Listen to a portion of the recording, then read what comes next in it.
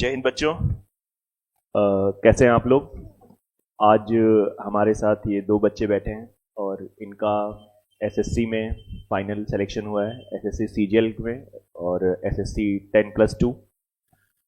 जो इन्होंने अचीव किया है और कैसे इन्होंने अपनी लाइफ को स्टार्ट किया है कंपटीशन की फील्ड में और कितना धैर्य रखा है, ये सब बातें आज हम लोग इनसे शेयर करेंगे और ये अपना एक्सपीरियंस अच्छे से आपको बताएंगे, जिससे कि आप लोगों को भी एक मोटिवेशन मिले कि नहीं, कैसी भी स्थिति हो, कैसी भी परिस्थिति हो, कितना भी समय लगे, लेकिन आप अपने इस लक्ष्य को 100% पा सकते हैं। बशर्ते वो जो बचपन में हम लोग सुना करते थे कि अर्जुन ने केवल और केवल सिर्फ मछली की आंख देखी और सिर्फ आंख देखी। तो ऐसी चीज़ें जब ऐसे बच्चों से हम लोग मिलते हैं तो लगता है कि नहीं, वो जो भी चीज़ें आपने बचपन में पढ़ी सब सत्य हैं। तो आइए सबसे पहले हम आपको मिलाते हैं। ये हमारे जस्ट बगल में बैठे हैं अंकित पाल, और अच्छे से ये अपना एक्सपीरियंस बताएंगे किस पोस्ट पे 2024 एसएससी सीजीएल में इनका सिलेक्शन हुआ है, क्या इनकी रैंक रही है, कैसी इनकी जर्नी रही है। और फिर उसके बाद हम अभिषेक अवस्थी से भी बात करेंगे। तो आप बहुत अच्छे से देखिएगा और जो भी चीज़ें आपको मिलनी चाहिए, मुझे लगता है कंपटीशन में, वो इन दोनों बच्चों के द्वारा मिल जाएंगी। तो आइए, ओवर टू अंकित जी।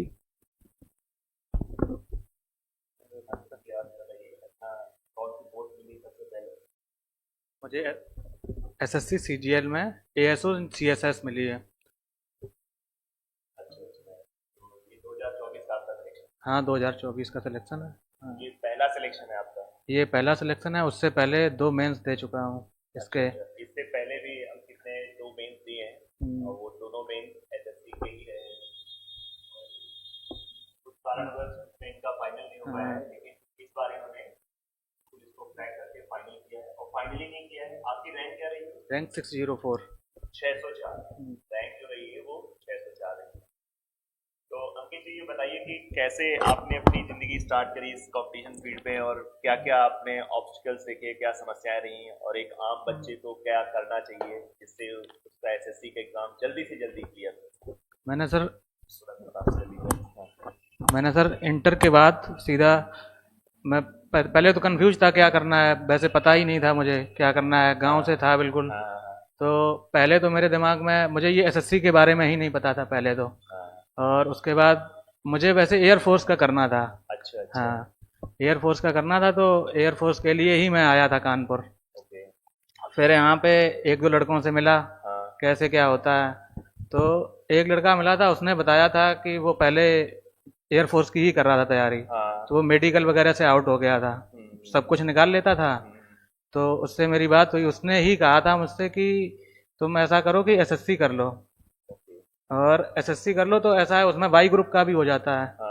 तो मैंने वही सोचा कि अगर एयरफोर्स का अगर करना है तो वाई ग्रुप करके चले जाएंगे उसमें। बिल्कुल बिल्कुल सही। और वाई ग्रुप एक बार निकला भी मेरा सर उसके बाद। अच्छा अच्छा। हाँ। अच्छा। फिर एक पैसा तो निकला था, और एक भैया थे मेरे, तो उन्होंने ही आपको सजेस्ट किया था कि यहाँ चले जाओ, एसएससी की तैयारी, मैथ की आपसे पढ़ी आके थी वहीं से। तो वहाँ से शुरुआत की थी और 2017 से लगभग आया था मैं। तो अंकित जी, आपने इतना धैर्य कैसे रखा? देखिए, एक तरीके से बच्चों 2017 से इन्होंने स्टार्ट किया, 2017 में इंटर कर लिया। तो अब आप देख रहे होंगे कि 2025 में इनका फाइनल हुआ है, जिसमें कि 2024 का ये फाइनल सिलेक्शन है।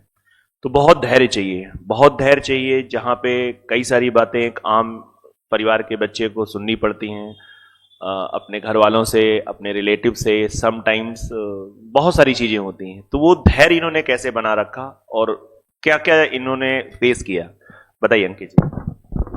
सर वैसे तो धैर्य का क्या, घर वालों ने कभी प्रेशर दिया नहीं। वैसे मुझे मेरे चाचा पढ़ाते थे सर, चाचा ने ही रुपए दिए थे यहाँ पे रहते जब तक, चाचा ने ही अभी तक पढ़ाया है मुझे। तो वैसा कुछ घर पे तो कुछ नहीं कहते थे, और रिलेटिव्स वगैरह से मैं कभी ज़्यादा बात करता नहीं था, तो वो ऐसी कोई दिक्कत आई नहीं हमें। अच्छा अच्छा। हाँ। नहीं तो आप क्यों नहीं बात करते थे? आपको लगता था कि कहीं कुछ गड़बड़ ना नहीं, गड़बड़ का नहीं, नेगेटिव ना हो कुछ, मतलब हमेशा पॉजिटिव अपने आप को रखना। हाँ, पॉजिटिव रखना। कैसे रखा आपने हमेशा अपने आप को, क्योंकि ये बड़ी एक लंबी जर्नी होती है, इसमें बच्चे बहुत हताश हो जाते हैं। पॉजिटिव क्या सर, मुझे और कुछ दिख ही नहीं था, मुझे लग रहा था कि मैं और कुछ कर नहीं पाऊंगा इसके सिवाय। करना है तो गवर्नमेंट जॉब ही मैं कुछ कर सकता हूँ, बस यही मेरे दिमाग में था। और फेल तो होना वो लाजमी था शुरुआत में, क्योंकि मैं बिल्कुल ही जीरो से उठा था, ज़्यादा कुछ पता नहीं था। तो भाई शुरुआत में जब पहला अटेम्प्ट दिया था एसएससी का, कुछ 100 नंबर आए थे मेरे। पहले 2 बार में तो प्री क्लियर नहीं हुआ था, उसके बाद 2 बार मेंस लिखा है, और उसके बाद एक तीसरी बार में फाइनल सिलेक्शन हुआ है। तो बच्चों देखिए यहाँ पे एक धैर्य की भी परीक्षा बहुत बड़ी होती है। और जैसा कि इन्होंने बताया, इन्होंने किसी रिलेटिव वगैरह से बात ही नहीं करी। कहते नहीं कि ना रहेगा बांस ना बजेगी बांसुरी। जब हम किसी ऐसे लोगों से इन्वॉल्व ही नहीं होंगे कि जो हमें डिस्टर्ब कर सकते हैं, तो बच्चों सबसे बड़ी चीज है कि धैर्य, मेरा मानना है धैर्य और ईमानदारी।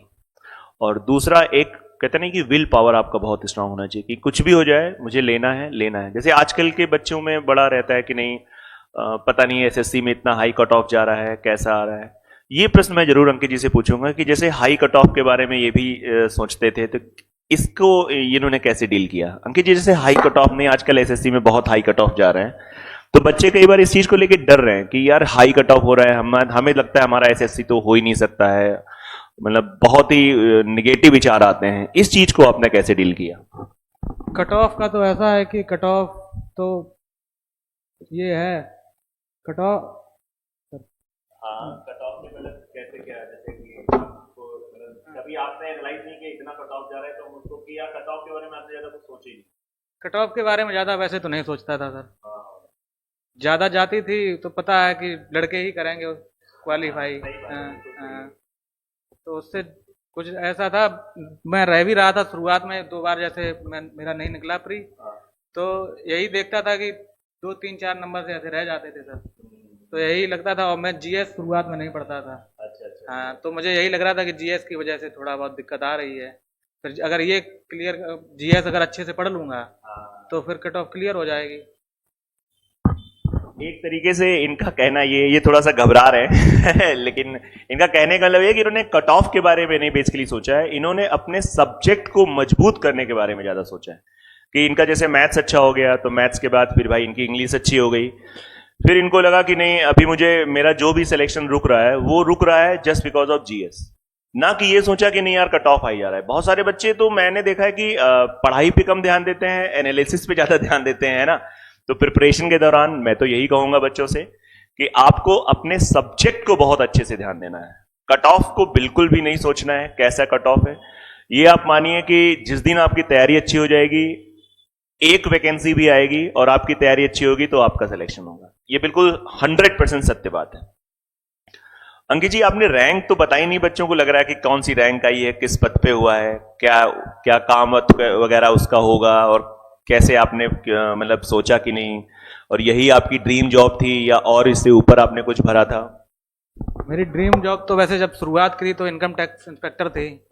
इस बार मैं सोचने की भर भी रहा था इनकम टैक्स, लेकिन जब रैंक मित्रा पे मैंने रैंक देखी, 1200 से 1500 के आसपास बता रही, और इसमें इनकम टैक्स की वैकेंसी 411 थी। तो वो देख के मैंने सोचा कहीं साउथ ना चले जाएं, साउथ मुझे जाना नहीं था।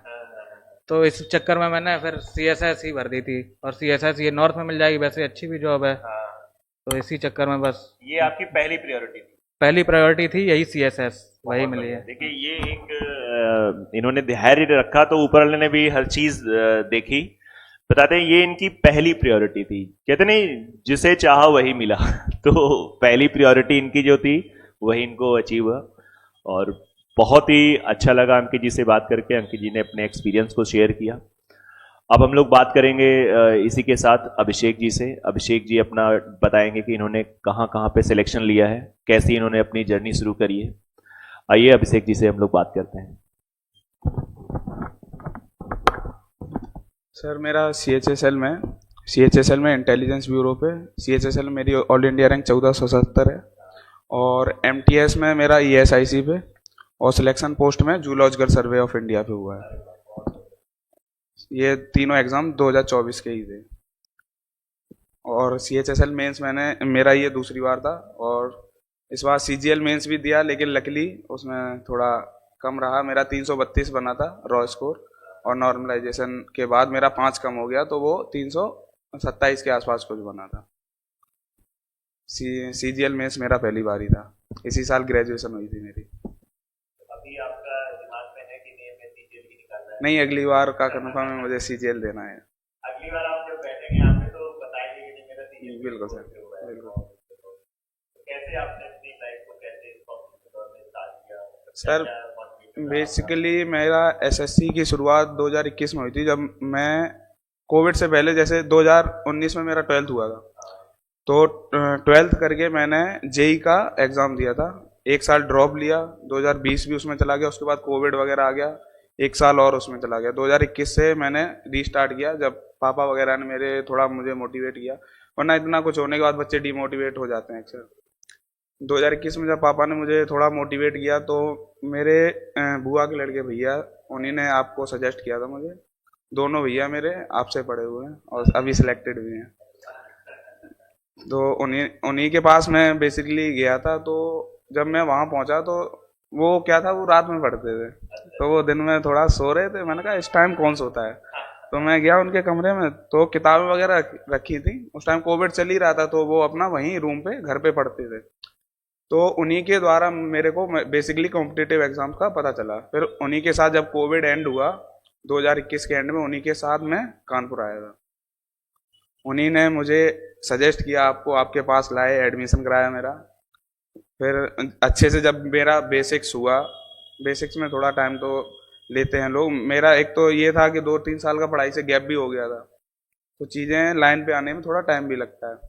तो जब अच्छे से एक बार बेसिक्स हो गया, तब मैंने पहला एग्ज़ाम दिया था, जब मेरा 50% सिलेबस हुआ था आपसे पढ़ के 2021 में GD का, उसका रिटन निकला था। लेकिन उसके बाद जब हाइट वगैरह मुझे निकाल दिया गया, फिर उसके बाद मैंने ये सोच लिया था कि मेरा मतलब डिफेंस वाले सेक्टर में तो काम खत्म है, एक तो चश्मा लगा था मेरा। उसके बाद मैंने डिफेंस वाले सारे एग्ज़ाम देना बंद कर दिया। फिर प्रॉपर मैं SSC में आया इस साल। पिछली बार 2022 वाला मैंने दिया था CHSL, उसका प्री नहीं हुआ था मेरा, 1 नंबर से प्री रुक गया था। फिर उस टाइम भी थोड़ा डिमोटिवेशन आया, तो मैं स्टेनो सीखने लगा था। वहाँ भी मतलब ये उसे एक थोड़ा सा वो कहते हैं भटकाव भी हो सकता है, मतलब अंदर से डिमोटिवेशन आता है तो लोग रास्ता ढूंढते हैं। फिर 2023 का मेरा CHSL प्री हुआ, फिर उसका मेंस भी हुआ, लेकिन उसके मेंस में करीब 10 या 15 नंबर से मेरा रुक गया सिलेक्शन।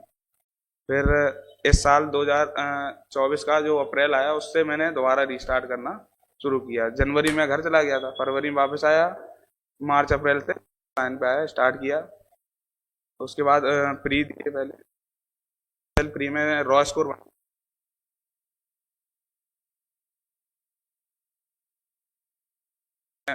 मेंस दिया। वो अंदर से एक वो होती है ना घबराहट के, लास्ट पेपर है, यही मेन है, क्या होगा कैसे होगा। जब वो दे के की उसकी आई 320 मेरा बना था CHSL में, तो अंदर से आ गया था कि एक जॉब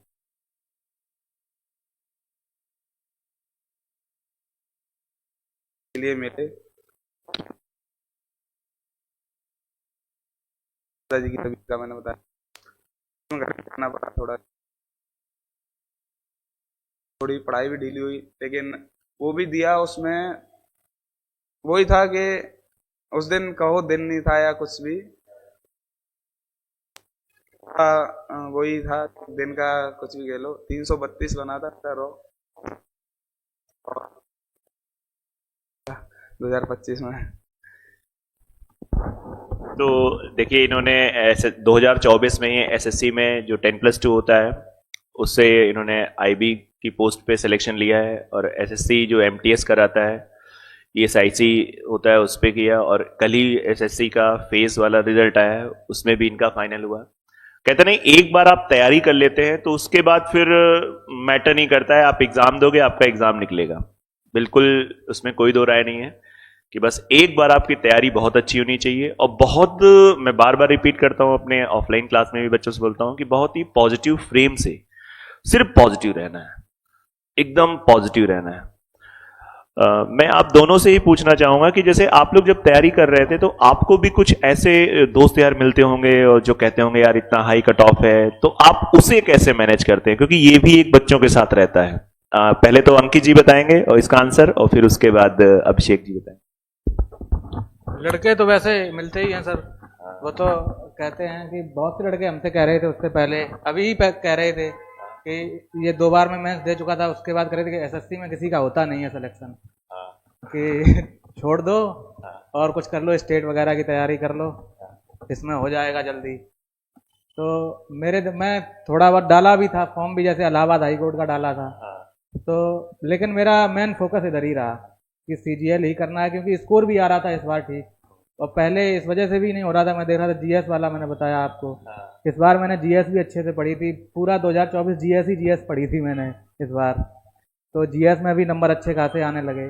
जैसे मेरे पहले जो एग्जाम दे रहा था तो 10, 11, 12 नंबर आते थे जीएस में, उसी से मैं क्वालिफाई करेगा प्री को।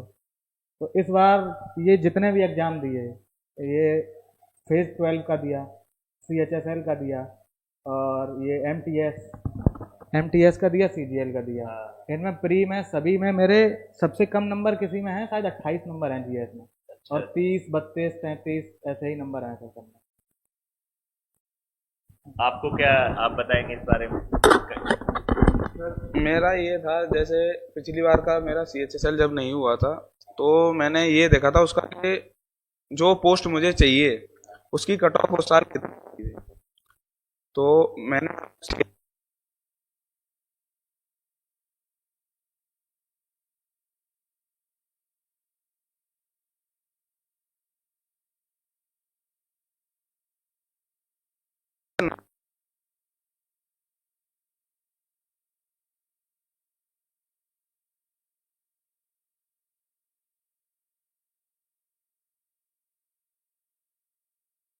स्कोर अपने आप इंक्रीज हो जाता है जब ऊपर वाला देखता है कि बच्चा मेहनत कर रहा है, वो साथ अपने आप देता है। फिर तो वही था कि बस लगे रहना था, अपना एक टारगेट फिक्स किया, उसके पीछे लगे रहो। तो मेन चीज है कि अगर आप देखिए प्रैक्टिस कर रहे हैं और आपका प्रैक्टिस में स्कोर अच्छा आ रहा है, तो बाकी कौन क्या आपके आसपास के लोग आपसे कैसा कह रहे हैं कि हाई कट ऑफ जाता है, उसका इम्पैक्ट आप पे नहीं पड़ता है, मतलब प्रभाव उसका नहीं पड़ता है। प्रभाव बच्चों कब पड़ता है? जब आप फोकस नहीं होते हैं और बहुत अच्छे से प्रैक्टिस नहीं कर रहे होते हैं, तो प्रभाव ज्यादा पड़ता है। आपने अच्छे से आपने तैयारी कर रखी है, सभी सब्जेक्ट में कमांड कर रखी है, फिर आप एसटी दे रहे हो और उसमें भी परफॉर्मेंस अच्छा है, तो मुझे लगता है क्यों भाई प्रभाव पड़ेगा? आपको पता है कि नहीं, मैं एसटी दे रहा हूं, मेरा ये परफॉर्मेंस आ रहा है और ये कट ऑफ जाता है, आराम से हो जाएगा। तो प्रभाव, जैसे बहुत सारे बच्चे कहते हैं, और जैसा कि आपने सुना भी, इन दोनों ने यही चीज बोली कि प्रभाव आप पे नहीं पड़ेगा। आप अगर अच्छे से प्रैक्टिस करते रहेंगे और उस प्रैक्टिस को एनालाइज करेंगे, और खुद आपको पता रहता है कि हमारा कहाँ पे प्रॉब्लम है, कहाँ पे हमारा प्लस पॉइंट है, इन्हीं सब चीजों को आप अगर करेंगे तो 100% आपका सिलेक्शन होगा। बस वही चीज है कि आप धैर्य रखिएगा। धैर्य बहुत बड़ी चीज होती है जीवन में, और उसके अलावा कुछ नहीं है। कुछ आप मेहनत करते हैं तो ये बिल्कुल एक अच्छी बात बोली है अभिषेक ने, कि जब आप मेहनत करते हैं तो ऊपर वाला भी देखता है कि यार ये मेहनत कर रहा है, चलो इसको सफलता दीजिए। बस मेहनत में ईमानदारी होनी चाहिए, ईमानदारी आपकी बहुत अच्छे से होनी चाहिए। कोई बहुत बड़ी बात नहीं होती है, जैसा आप देख पा रहे हैं आराम से सिलेक्शन होते हैं बच्चों के। कितना भी कट ऑफ हाई चला जाए, अगर आपकी तैयारी अच्छी है तो 101% सिलेक्शन होता ही होता है। बस आपको अपने पे काम करना है। अब मेरा प्रश्न होगा अंकित जी से, जिन्होंने फाइनली क्रैक किया है 2024 का और एक अच्छी पोस्ट पे और एक अच्छी रैंक से इन्होंने सिलेक्शन लिया है। अंकित जी से मेरा प्रश्न ये होगा कि 2025 में जो बच्चे जा रहे हैं एसएससी सीजीएल देने, उनको ये क्या सजेस्ट करेंगे कि कैसे उनकी प्लानिंग होनी चाहिए? क्योंकि टाइम कोई बहुत ज़्यादा तो है नहीं है, 2.5-3 महीने का मोटा मोटा टाइम है प्रीलिम्स के लिए। तो उनकी क्या स्ट्रेटेजी होनी चाहिए अच्छे से? क्या ऐसा करें कि उनको भी 25 में एक अच्छी पोस्ट मिले? ये अंकित जी इसको बताएंगे, और अभिषेक जी इस बात को आप भी सुनिएगा। ठीक है अंकित जी, बताइए क्या आप मैसेज देंगे उन बच्चों को? यही है, 2025 में अब कितने 2-3 महीने बचे हैं सर, 2-3 महीने बचे हैं। अगर जिस लड़के का सिलेबस पूरा हो गया होगा वही अच्छे से क्रैक कर पाएगा। तो अब तो लास्ट के टाइम पे मॉक्स ज़्यादा ज़रूरी है, मॉक्स दो अच्छे से। मॉक्स में नंबर इस बार तो अब कट ऑफ तो ज़्यादा जा ही रही है, वैसे भी 150 प्लस तो नंबर आने ही चाहिए, और उसके लिए मॉक्स दो। और जैसे स्पीड नहीं आ रही है, जैसे मैथ और रीजनिंग में ये बच्चे ज़्यादा लैग करते हैं, तो उसके लिए सेक्शनल दो टेक्स्ट बुक पे, जैसे 20-20 मिनट के आते हैं 25 क्वेश्चन के लिए, तो वो दो, उससे स्पीड आ जाएगी जल्दी से। और यही है, जीएस वगैरह, जीएस रेगुलर पढ़ते रहो और वो देते रहो, एसटीज वगैरह देते रहो अच्छे से बस। नहीं अंकित जी, अगर मैं कहना चाहूँगा किसी बच्चे का अगर 60 से 70% का सिलेबस अगर कंप्लीट हो गया है आज की डेट में, मतलब जैसे कि मार्च चल रहा है, मार्च एंड ही होने वाला है, तो उसकी कितनी संभावना है सिलेक्शन लेने की? जैसे उसका पूरा अभी सिलेबस नहीं हुआ है लेकिन 60 से 70% हो गया है, तो वो बच्चा अपने आप को कहाँ पे रखे? 60-70 से क्या है सर, 60-70% से अगर जैसे मॉक्स दे रहा है, अगर 100-110 नंबर भी आ रहे हैं तो अभी वो कर सकता है। अगर अच्छे से पूरे बिल्कुल बिना भटकाव के अगर अच्छे से दे रहा है तो होना चाहिए मेरे हिसाब से। अगर बिल्कुल एक टक देख के कि हाँ यही करना है, सीजीएल ही है और कुछ नहीं है मेरे लाइफ में, तो वो कर जाएगा सर। देखिए ये बहुत अच्छी बात बोली है, क्योंकि कई सारे बच्चों का मुझे ऐसा लगता है कि उनका ये प्रश्न है कि क्योंकि उनकी तैयारी में अगर 60 से 70% सिलेबस का अगर आपने अच्छे से कंप्लीट कर लिया है तो आप भी पूरा चांस है आपका सिलेक्शन लेने का। बस आपका फोकस एसएससी सीजीएल पे ही होना चाहिए, फोकस नहीं भटकना चाहिए। आप पहले वो टाइम है कि एकदम हाई टाइम जिसको बोलते हैं कि बिल्कुल आपका होगा। अगर आपका 60-70% है और आपका स्कोर भी जैसा बताया कि अगर आपकी स्टार्टिंग में 100-110 आ रहे हैं तो आप भी कर सकते हैं, बस आपको पूरी तरीके से फोकस रहना है। तो बच्चों बहुत अच्छा लगा इन बच्चों से बात करके, और जो भी आपको लगे, जो भी पूछना हो आप कमेंट करिए, और कमेंट में ये भी बच्चे रिप्लाई करेंगे क्या आपके चीज़ें हैं, है ना।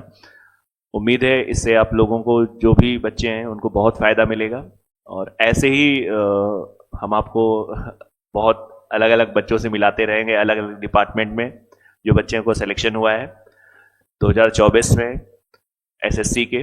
और उम्मीद है कि इससे आप लोग मोटिवेट होंगे, और मेन पर्पस यही है कि आप लोगों के अंदर एक उत्साह होना चाहिए और आपको भी एक सफल इंसान बनाना हमारा एक उद्देश्य है। उसी श्रृंखला में ये मैंने एक तरीके से स्टार्ट किया है कि नहीं चलिए बच्चों से बात करी जाए, और एकदम रफ एंड टफ बात है, कोई ऐसा नहीं है कि नहीं, बहुत प्रॉपर एकदम सेटअप बना के एकदम रफ एंड टफ हम लोगों ने बात करा है। उम्मीद है बहुत ही अच्छा लगेगा आपको। तो बहुत बहुत धन्यवाद अंकित जी और अभिषेक जी। लास्ट वर्ड जो आप बच्चों से बोलना चाहें? यही है सर, अपने ऊपर भरोसा रखिए, बस सब कुछ हो जाएगा सर। धीरे धीरे होती हैं चीज़ें, हाँ फेलियर्स आते हैं लाइफ में, बस उसे ज़्यादा दिल पे नहीं लेना है, धीरे धीरे सब कुछ हो जाता है। बस अपने ऊपर भरोसा रखो, अपने बारे में कभी नेगेटिव मत बोलो, अपने बारे में हमेशा पॉजिटिव, बस अच्छे से मेहनत करोगे तो जरूर होगा एक दिन। आप अभिषेक जी? सर यही है, अगर आपको अपने ऊपर ही भरोसा नहीं है तो और कोई तो करेगा ही नहीं। अपने ऊपर भरोसा रखो, अपनी गलतियों से सीखो, और मतलब चीज़ें करते रहो ऑनेस्टली, अपने अंदर से ठान के कि मुझे करना है करना है करना है, बस। थैंक यू बच्चों, बहुत जल्दी आपको कुछ और बच्चों से मिलवाएंगे। बहुत अच्छा लगा इन दोनों से बात करके, थोड़ा सा नर्वस हो रहे थे है ना, वो होता है, लेकिन बहुत बढ़िया लगा। थैंक यू सभी बच्चों को। जय हिंद, जय भारत, और कमेंट आप लोग जरूर करें जो भी आपको पूछना है। थैंक यू, जय हिंद।